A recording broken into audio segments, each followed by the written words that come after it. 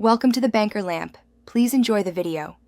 In this video, I will show how to make Vada Pav step by step.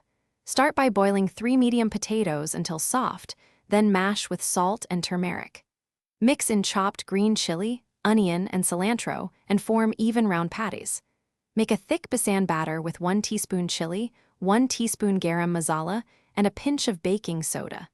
Dip patties and deep fry until golden brown and crisp. Heat oil in a deep pan while you make the batter. Batter thickness is key for coating. Carefully dip each potato patty into the besan batter, ensuring full coverage, and gently slide into hot oil. Fry vadas in small batches to maintain oil temperature and crispness, flipping once when edges set. Drain on paper towels to remove excess oil and keep them warm before assembling the pav. If you are finding this video helpful, please subscribe and like to support more recipes. Quick recommendation.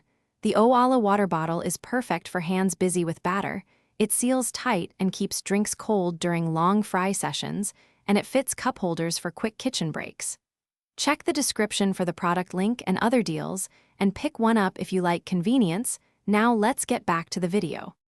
Lightly toast pav buns on a griddle with a little butter or oil for added flavor and texture.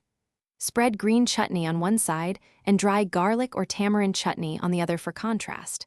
Place a hot fried vada into each bun, press gently so it sits snugly, and serve immediately with fried green chilies or extra chutney.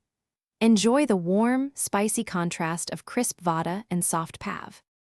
Thanks for watching. If this was helpful, leave a like and consider subscribing. See you next time.